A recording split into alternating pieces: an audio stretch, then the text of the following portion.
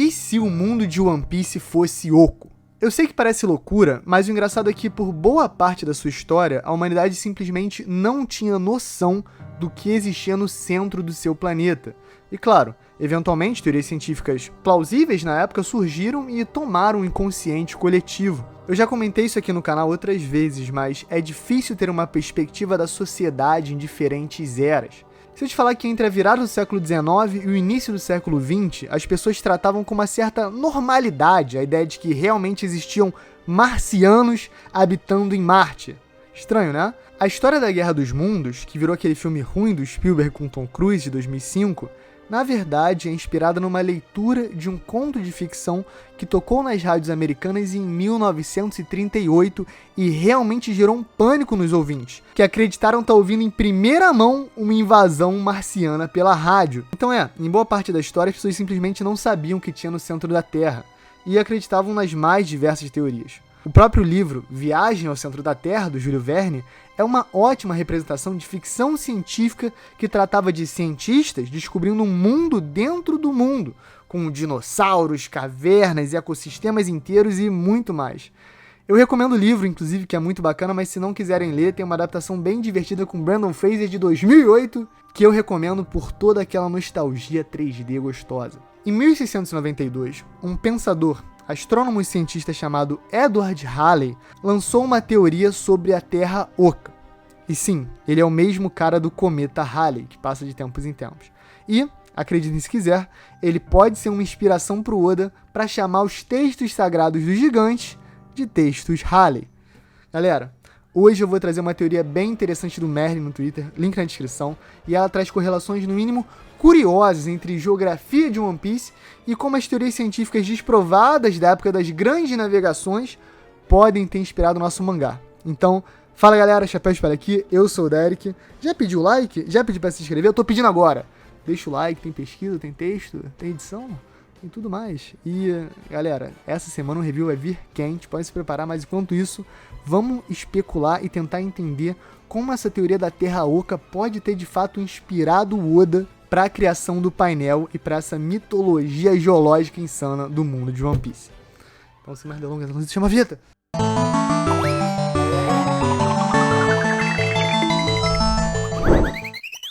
O Halley acreditava que o planeta Terra era composto por vários anéis internos, cada um com a sua própria atmosfera.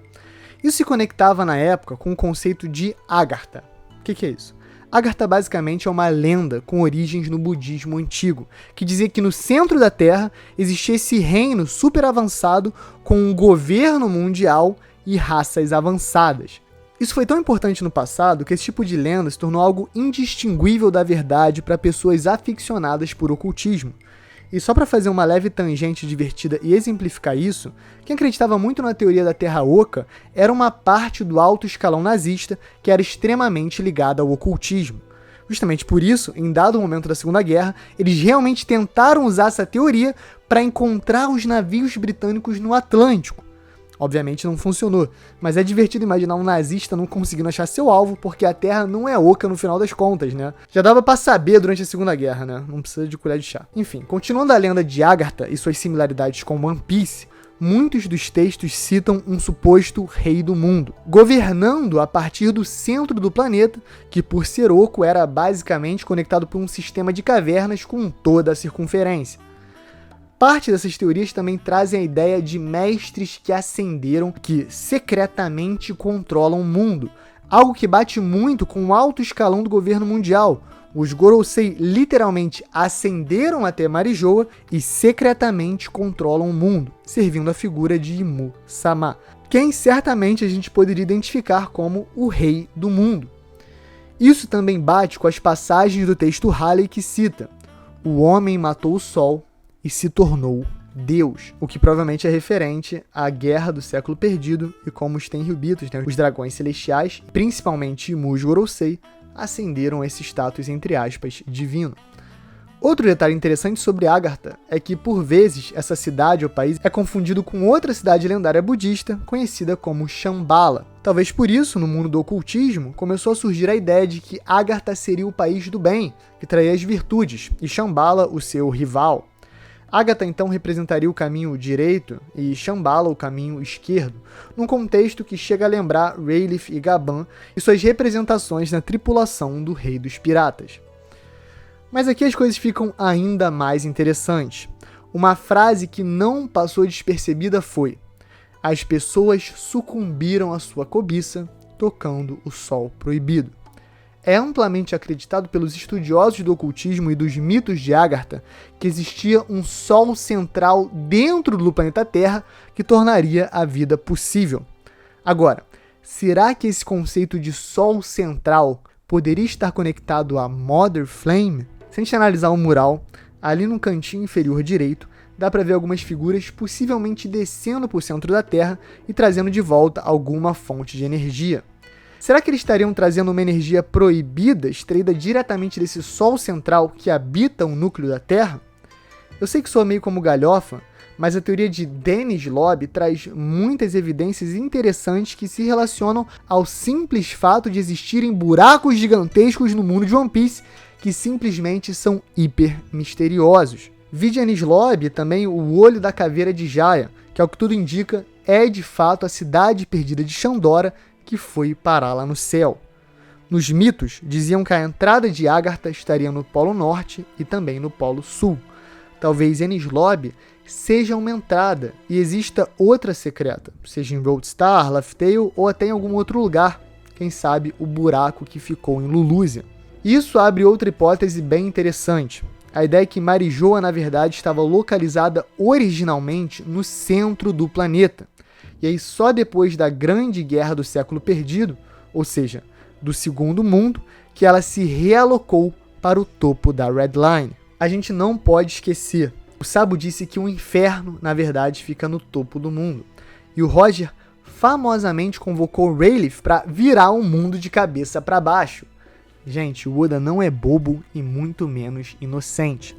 Trazendo aqui também para complementar como curiosidade, mas que pode trazer representações reais para essa teoria, tem um filme de 2011 chamado Em Busca das Estrelas, dirigido pelo nosso hoje renomado Makoto Shinkai, de Your Name, Weathering with You e muito mais. Nesse filme, o reino de Agartha realmente existe, e dezenas de governos e organizações militares pela história buscaram esse território sem sucesso. Curiosamente, temos alguns paralelos bem interessantes, que não querem dizer nada por si só, tá? Mas, no mínimo, podem revelar inspirações conjuntas entre os autores, porque, afinal, essas histórias originais são de milênios no passado e tudo que é derivativo pode ter um ponto em comum.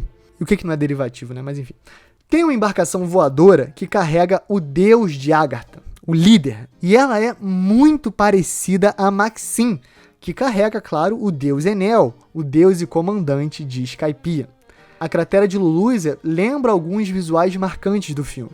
E no portão para Agartha, temos um símbolo de um olho, que até lembra um pouquinho o olho demoníaco dos Gorosei transformado. Independente do nível de similaridade estética, é bem nítido o paralelo entre os mestres que ascenderam para comandar Agartha e o mundo das sombras, com os Gorosei e o governo mundial. E claro, o símbolo do sol é hiper importante no filme, e em One Piece nem se fala. E para representar isso, o item de poder capaz de destravar as portas do lendário reino de Agartha é um colar de safira, passado de geração em geração. E durante a Egghead, o Oda colocou, não por acaso, um singelo colarzinho de sol que o Kuma deixou para Bonnie. E acredite se quiser, o material dele é explicitamente descrito como safira. Ou seja, será que de alguma maneira esse colar pode liberar alguma porta em Laugh Tale, ou Roadstar, ou até Shandora e Enies Lobby?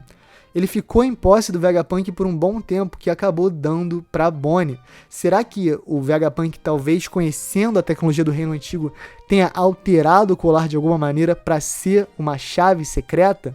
Tudo isso é uma possibilidade bem interessante, que daria uma finalidade linda para um símbolo de carinho e amor que um pai tem por sua filha, um pai bucaneiro por uma filha que não é de sangue, mas é muito mais que isso.